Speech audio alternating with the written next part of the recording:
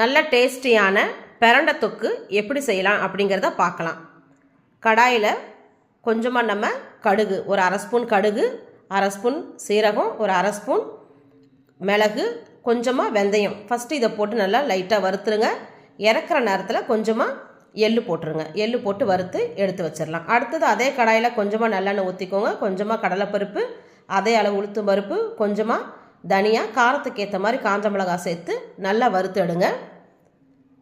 நல்லா வறுபட்டுருச்சு, அதையும் எடுத்து வச்சிடலாம். அடுத்தது கொஞ்சமாக நல்லெண்ணெய் ஊற்றிக்கோங்க. பிரண்டை இது மாதிரி நல்லா க்ளீன் பண்ணி எடுத்துட்டு நல்லா வதக்கி விடுங்க. கலர் மாறி வரைக்கும் நம்ம அதை வதக்கி விடணும்.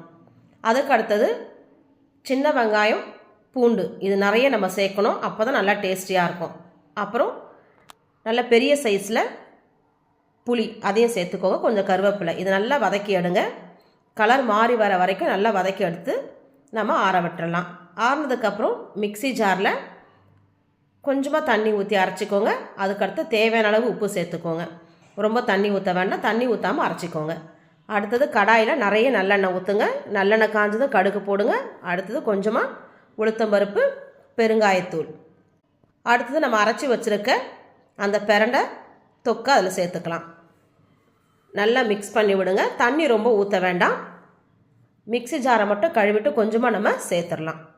அவ்வளோதாங்க. ஒரு 5லேருந்து ஒரு 10 நிமிஷம் நல்லா நம்ம வதக்கி எடுத்தோம் அப்படின்னா தண்ணிலாம் வற்றி நமக்கு நல்லா கட்டியாக வந்துடும். அவ்வளோதான், நமக்கு டேஸ்டியான பிரண்டை தொக்கு ரெடி. இதை சாதத்தோடு பிசைஞ்சு சாப்பிட்டா நல்லா டேஸ்டியாக இருக்கும். உங்களுக்கு பிடிச்சிருக்கும் நினைக்கிறேன். பிடிச்சிருந்தா நீங்களும் இதே மாதிரி செஞ்சு பார்த்துட்டு லைக் பண்ணுங்கள், ஷேர் பண்ணுங்கள், கமெண்ட் பண்ணுங்கள், மறக்காமல் சப்ஸ்கிரைப் பண்ணுங்கள்.